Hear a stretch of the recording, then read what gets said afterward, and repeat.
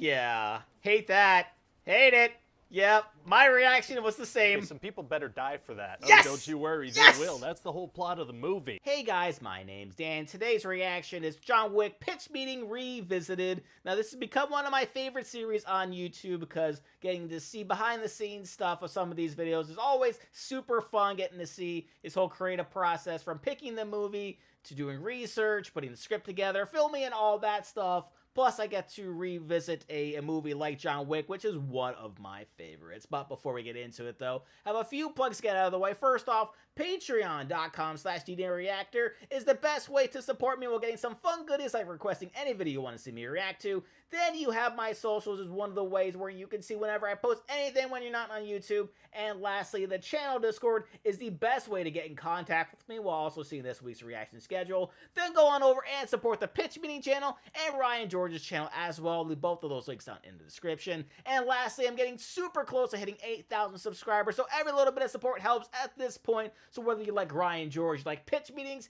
you like John Wick, you like this video for just a second, please go right below this video, click that like button, the subscribe button, and the notification bell. And without any further ado, let's go. Hi everybody, it's Ryan George from the Hi, thing Ryan. you're currently watching. Please enjoy this pitch meeting for John Wick that I made a couple of years ago. And then if you like, you can stick around afterwards because I'm going to talk about it and also stop and answer questions and whatnot. Yay! While you're doing that, I'm going to draw a dog. So, Cool. You have a movie for me? Yes, sir, I Nice do. suit. And I think this would be the perfect vehicle for Keanu Reeves. Well, actually, we make movies, not cars, but thanks so much for coming in. No, it's like an expression, right? Like a star vehicle. Oh, a star vehicle. Yeah, like a spaceship. No, we don't make spaceships, but thanks so much for coming in. Okay, I have a movie that would be great for Keanu Reeves. Oh, well, you should have led with that. What's the movie? Okay, good. So it's called John Wick, right? And it follows this guy named John Wick. That explains the title, making a lot of sense so far. Yeah, and so at the beginning of the movie, his wife dies. Oh, what does she die of? She dies of being the wife of the main character in an action movie. Oh, yeah, that can be deadly. Sure. Yeah, so she arranges to have a puppy delivered to John so he can have something to love after she's gone. Very adorable. Yeah, and so he starts to take care of this dog, right? He feeds it cereal because he doesn't have dog food yet, and he takes it on a joyride around an airport and probably gives it some whiplash. What? But while he's out, he goes to the gas station, right? And this spoiled Russian gangster kid Yosef wants to buy his car from him, but he's like, no, it's not for sale. Okay. And in Russian, Yosef says everything has a price, and then John answers back in Russian, so Yosef is like, what? Oh, he's mad, he's upset. He's very mad. He's so mad that night him and his buddies break into John's house. How did they find out where he lives? Unclear, and so they beat him up and they steal his car. Well, as long as the dog is okay. And they kill his dog. Oh, yeah.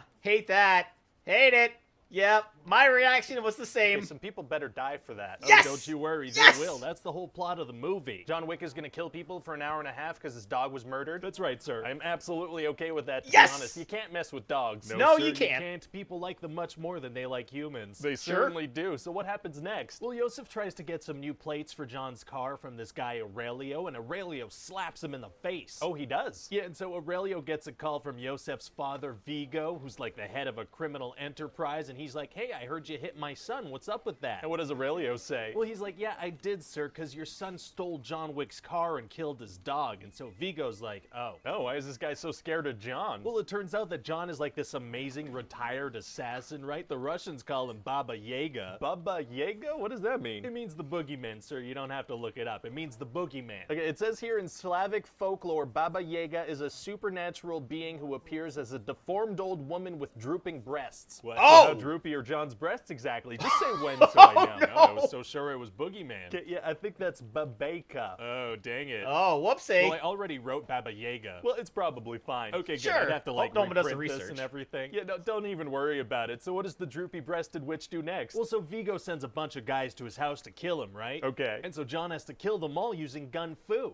I think that's pronounced kung fu. No, it's not wait kung for it. fu. It's a mix of jujitsu and judo and, shooting people in the face. Oh, it is? Yeah, so he's gonna shoot a bunch of these assassins point blank in the face and also stab some of them, but mostly shoot them point blank in the face. That sounds intense. Oh, it will be, sir. And we're gonna keep that going throughout the movie all the way up until, I'd say, the high 70s. What, Fahrenheit? No, corpses. Oh my god. Yep. Yeah, we're also gonna get glimpses of this, like, assassin underworld that John was a part of. Like, they have a whole system in place. Oh, they do? Yeah, like the cops don't mess with them. They have these little gold coins they use as currency. They even have their own hotel. Oh, please explain this all to me in excruciating detail. Actually, I feel like it might be kind of nice to just hint at the mythology rather than shoving it down people's throats. Can we at least throw a love interest in there for him? No, goodness no. Oh, you're making it really tough for me to ruin this thing. Okay, what happens next? Well, John checks in at this assassin hotel, and there's like a code of honor there. You can't kill anyone while you're in the hotel. Wow, so people must get shot all the time walking out the front door. Probably. So he checks in at this hotel, and then he finds out that Yosef is at a nightclub, so he heads over there. Oh, and what happens there? Oh,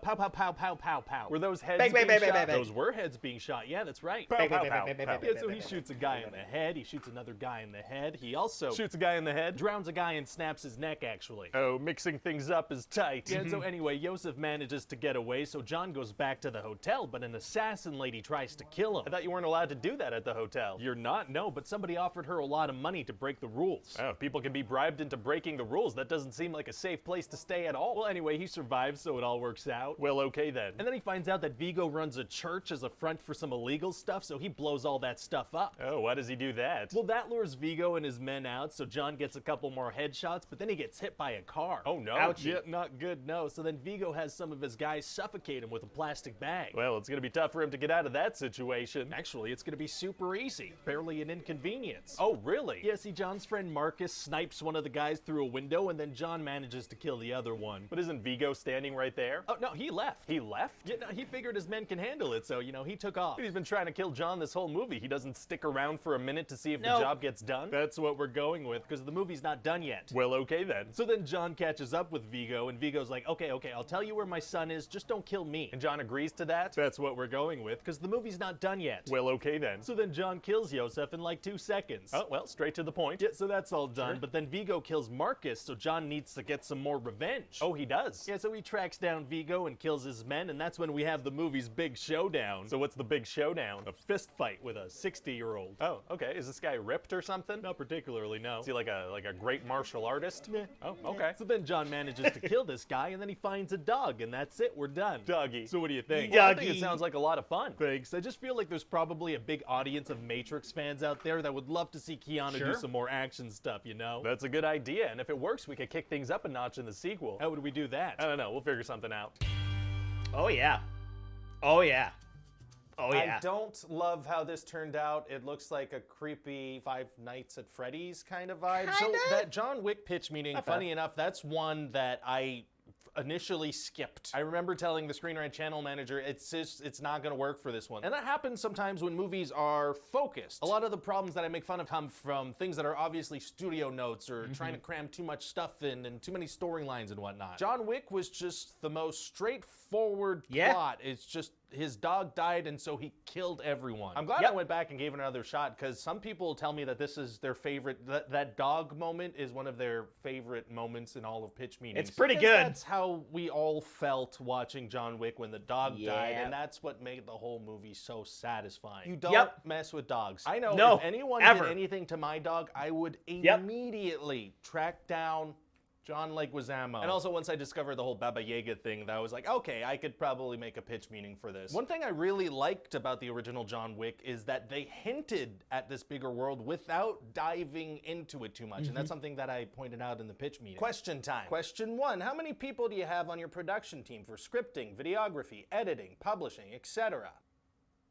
All him. Wow. Just me, baby. Sorry for calling you baby. You're probably a full-grown person. Yeah, no, writing, shooting, editing all takes place in this very room. Sometimes during the writing, I'm lying horizontal on the couch and messing up my back. When I'm 70, I'm gonna look back at this time with a lot of, you know, oh, that was a great time, but I'm gonna be hunched over and curse my past self for my writing posture. Same, actually. What I actually don't do in regards to pitch meeting is the publishing and the managing of the actual channel. That is still within the Screen Rant bubble. There's a channel manager and everything. I just do all the creative stuff and then I and then they and then that's kind of the process of how you get the Question 2, how does your approach differ when doing a pitch meeting for a movie versus a TV series? Well, honestly, TV series take a lot more time for me to do just because instead of watching a 2-3 hour movie, I have to watch sometimes, you know, 10 to 15 hours. That's a lot more watch time and that's a lot more researching for plot holes. But once all that work is done, it's pretty similar between movies and TV shows. I basically treat a pitch meeting for a TV show as if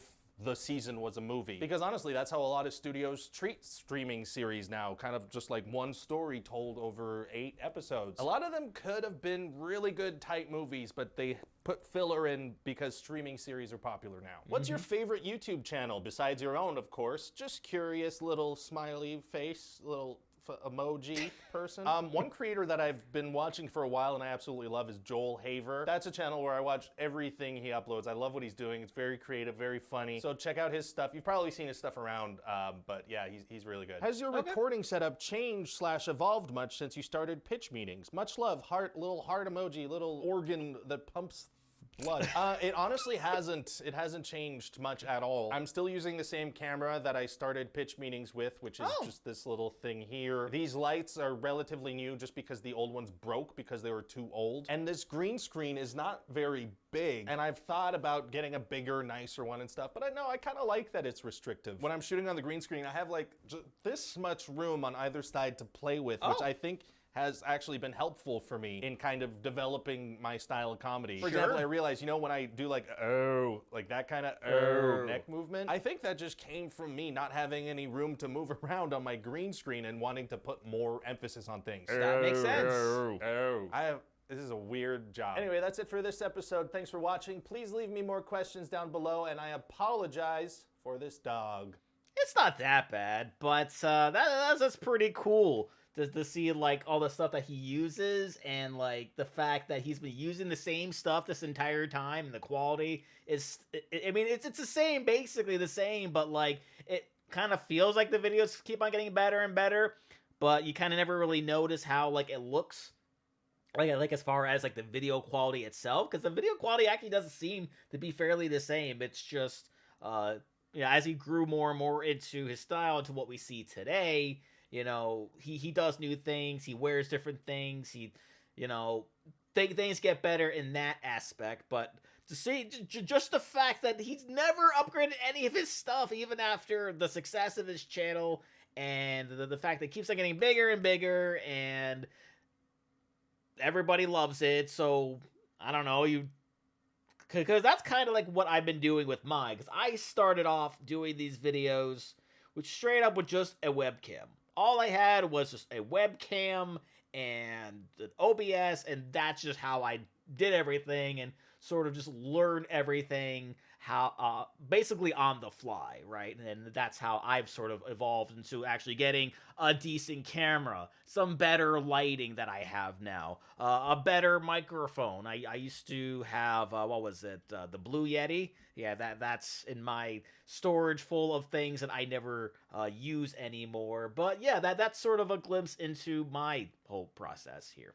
So that's going to do it for me here. Comment down below. Let me know, what did you think about John Wick? Please leave a like if you enjoyed. And lastly, don't forget to check all these links, more specifically the Patreon one, that will give you shout-outs like these. Luchador, Cruising, Wolverine 310, Jordan Bird, Kester Cronich, Amber K, Raymond Bright, Chris Curtis, Jeremiah McCarroll, Jose Acevedo, Peyton Thiel, and don't forget to click that subscribe button before you go. And I'll see you guys next time.